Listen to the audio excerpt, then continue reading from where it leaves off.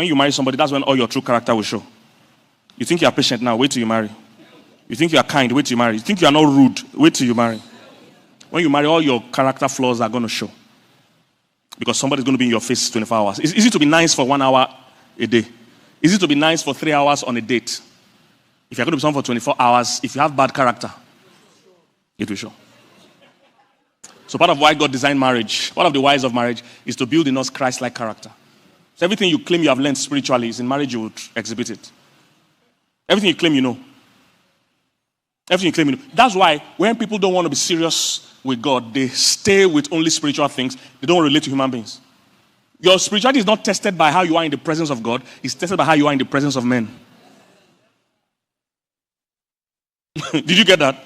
I'll say it again. Your spirituality, that's why don't marry somebody because of how they are worshiping in church. Oh my God. Wicked people are the experts in worship. And they cry during worship because they've offended many people. So don't fall for that trick of watching how a man or a woman is worshiping and kneeling down and crying and think this is better. No. It's not how they behave in the presence of God that matters. Check how they behave in the presence of people. You know, they ask Jesus what's the greatest commandment and say you will love the Lord your God with all your might and say you will love your neighbor. That's how we'll check if your love for God is real. Are you here, somebody? So it builds your character, okay? It builds your character. That's why if you're a Christian and you attend the church, it's good to serve in the church. It's one of the ways your character is tested. You learn service. Marriage is service. Marriage is two people serving each other.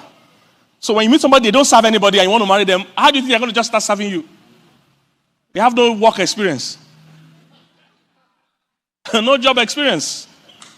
Marriage was very easy for me. One of the reasons why it was easy for me was that I've been serving people before I met my wife. I was serving thousands of people that didn't even care sometimes. So serving one person, small do. My wife also was serving in her church, in children's church then. I could never have even liked somebody that wasn't into service. Never have liked it. Because marriage is two people serving each other. I even see men today that they can't serve at home. They say, how can I wash dishes? I'm chief so-and-so of Otokpolo village. I can't wash dishes. I'm alpha male. I hate how that word is used these days. And no matter how alpha male you are, you can't be more alpha than the alpha and omega. Jesus is called the Alpha and the Omega in the book of Revelations. You can't be more alpha than him. If he washed feet, bros, you can wash dishes. If Jesus, the Alpha and Omega, washed feet, and washing feet was the job for the least servant, the smallest servant. Because those days, Israel, everywhere was red mud. If people came to visit you, their leg was full of red mud. It was the smallest, the most junior servant that meets them at the door and takes off all his clothes and washes their feet. If Jesus humbled himself to that level to wash feet of his juniors, bros, your alpha male doesn't mean you can't wash dishes. Service. So it was easy for me to serve. Ask my wife, I carry her, when she eats, I take her dishes to the kitchen sometimes. She'll be saying, I say, what's there? No. It doesn't reduce you. It's when you're insecure that you feel service is for lower people. Jesus said, he that must be great amongst you, let him serve. The great people here serve. Is somebody getting what I'm saying? Two servers. That's what marriage is for. Two servers. All right. Number what am I in? Collaboration. Two are better than one. So they have a good reward for their labor. So marriage is designed for two people to work together. Everything is easier when two people do it. If two people carry this podium, they will carry it further than if one person carries it. Everything is easier when two people are doing it. That's why I respect people that are single parents. Because even doing parenting with a good partner is hard. Sometimes I want to give my children out as a seed. Does anybody feel like that? Who are these people? From whence appeared thou? They're tireless, restless, and they eat all the time. Just wanna.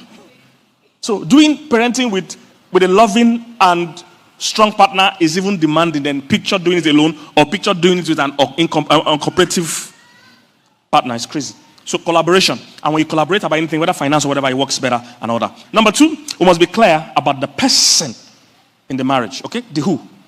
So the person you pick or do marriage with. So a marriage success is determined by the quality of people in it.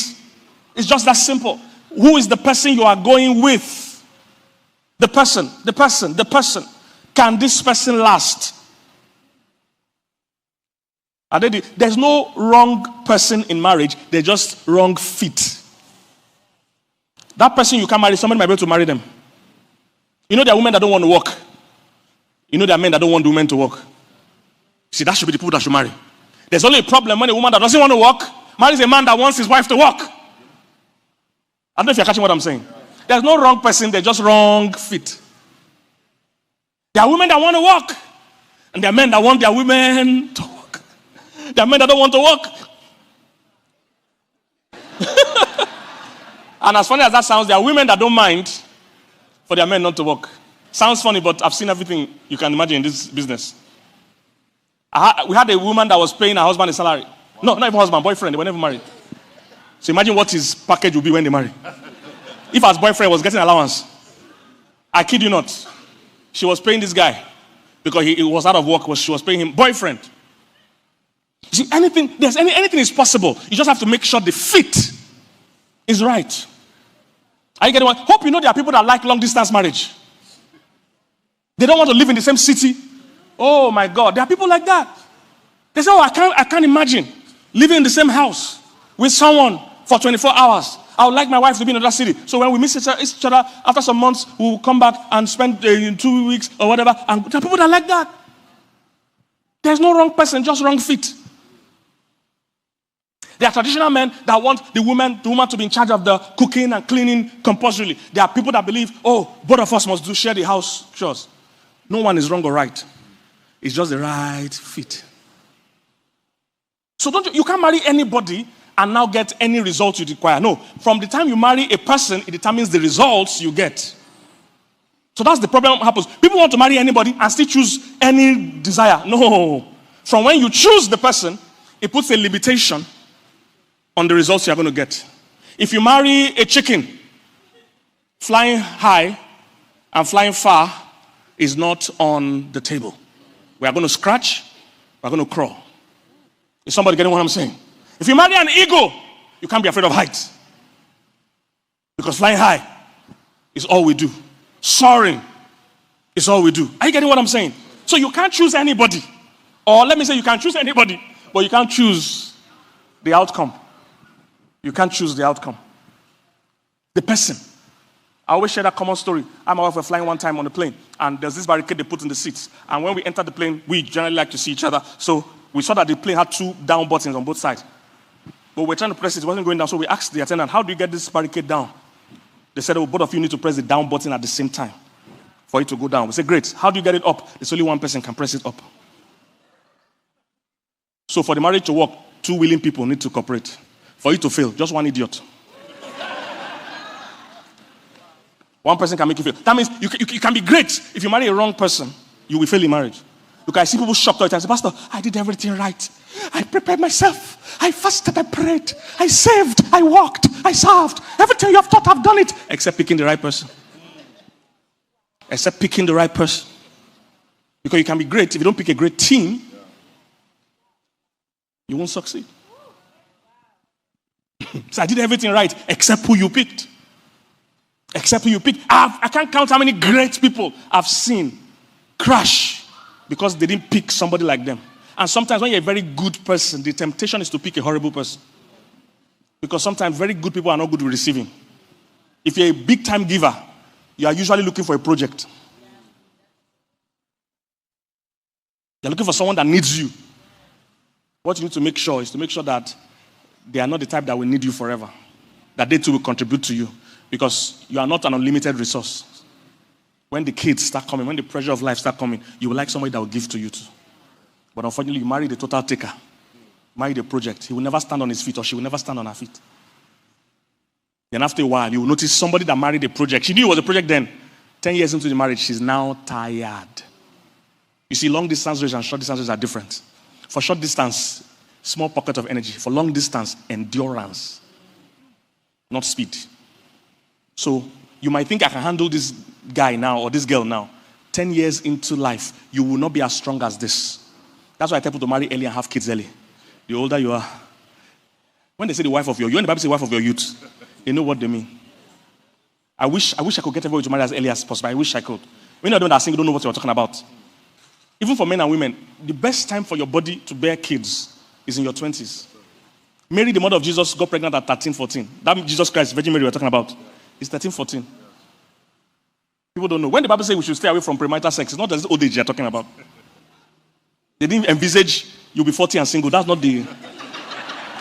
Yes, people don't know that. When they say no premarital sex, they were talking to teenagers. People 13, 14, planning to get married in 16 or whatever. Not 36. That was not the intention. His wife of your youth. Your body is best give birth to something. You as a man, raising kids too, you best at a certain age. There are certain age you should not be struggling with paying fees or training. Raising kids, physically and mentally and emotionally demanding. So you can't do it effectively at an old age. Those of you that you had your parents had many kids, you saw how they raised your firstborn. You know that's not how they raised the lastborn. By the firstborn, you will be first girls. I pity first daughters. You will learn everything. You are the senior housemaid of the house. You will sweep, you wash car, you do everything. You don't know you are first daughter. By second child, you work out. By third child, by last one, if you like, you have sense. It's your business. If you don't want to be useful, it's your... If you don't want to be useful, it's your concern. Because the energy drops. Nobody tells you that. The energy drops after a while. You just don't have time. Homework. You are literally managing to get home. Somebody wants to do homework. Say, look, just tell your teacher, he better teach you. Because I have pressure at the office.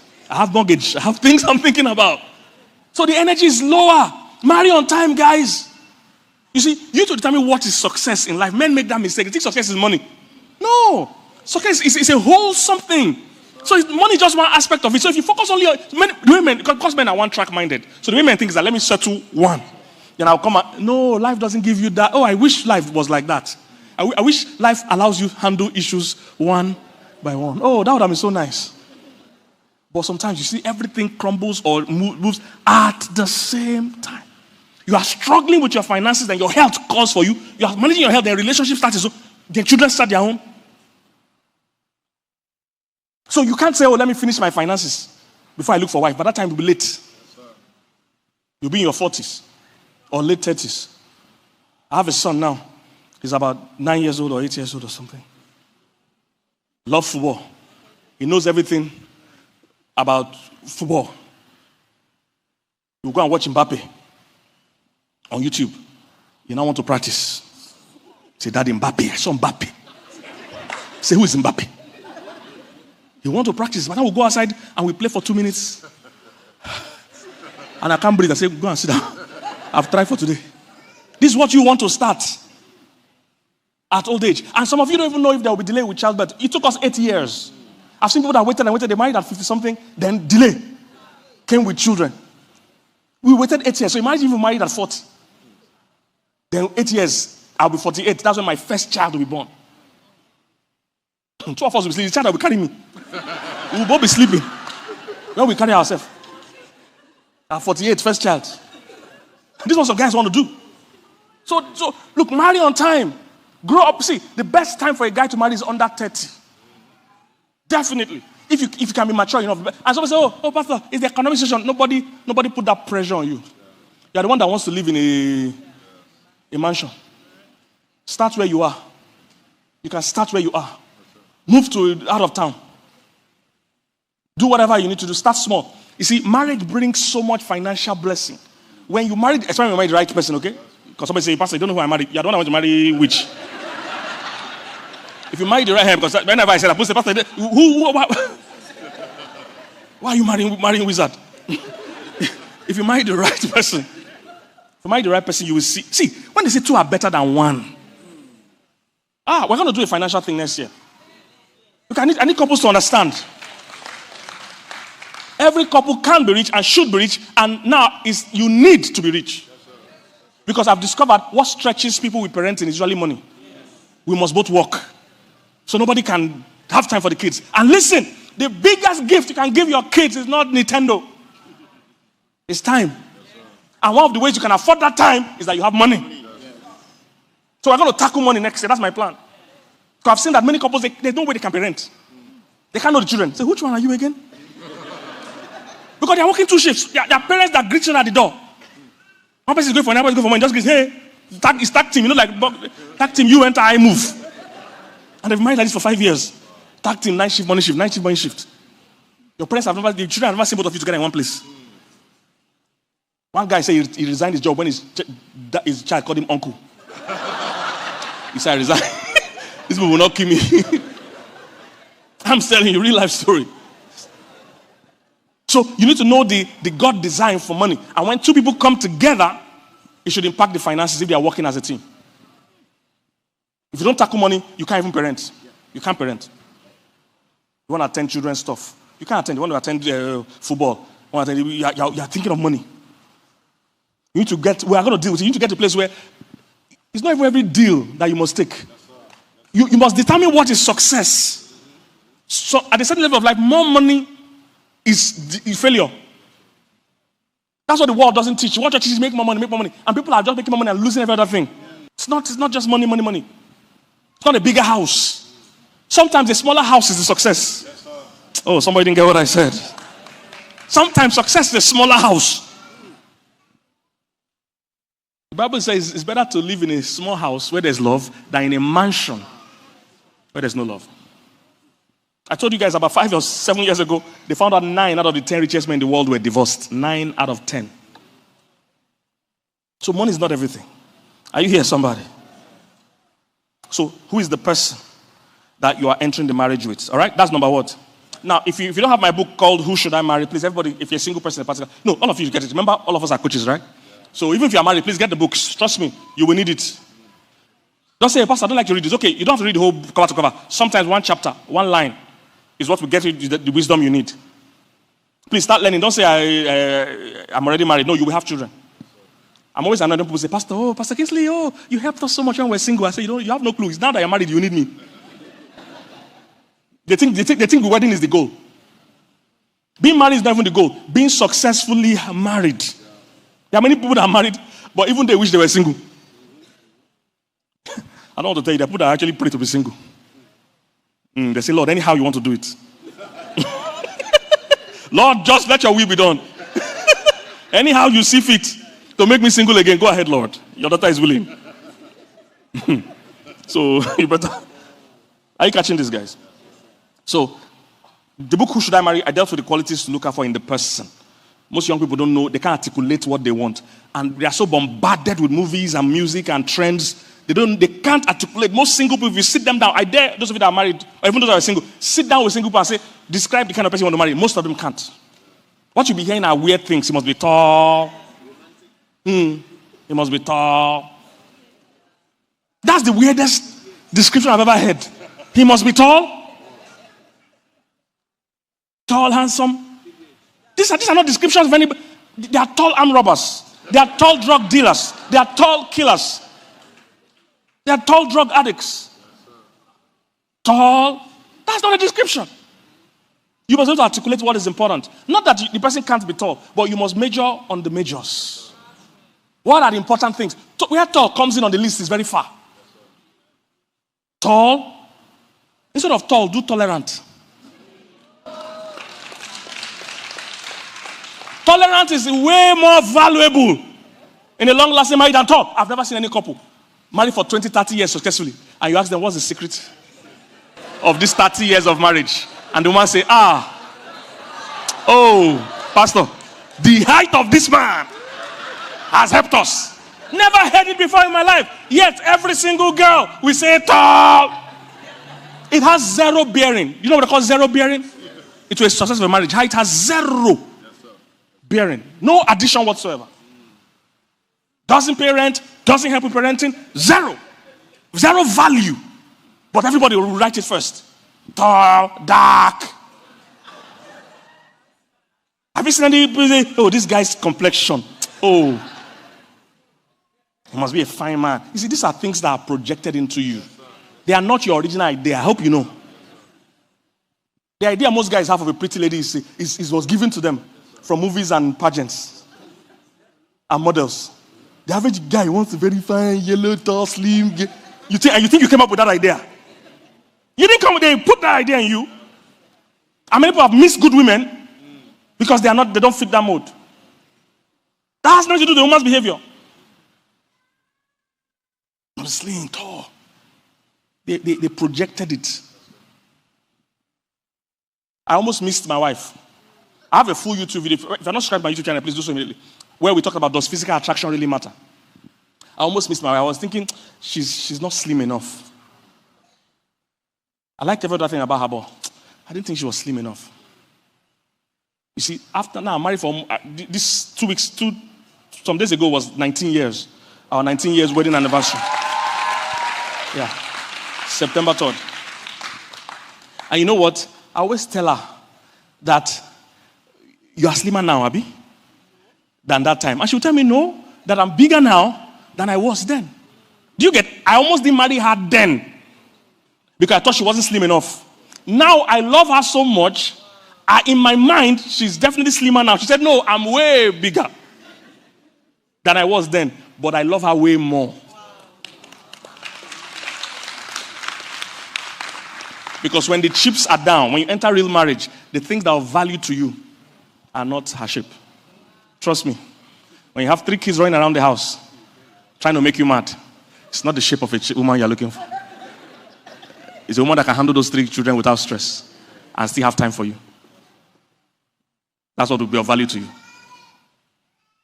Is somebody getting what I'm saying? I've never seen anybody want to divorce, and if somebody want to divorce, say my husband is not fine again. So instead of a fine man, what you really want is a faithful man. Because in many cases of divorce I've handled, what I hear is that the man is not faithful. You see, but when you ask women, what do you want today? I want a fine man. Don't know anything about marriage. A faithful man is more valuable to you than a fine man. Somebody getting what I'm saying? A reliable man is more important. Is somebody getting what I'm saying?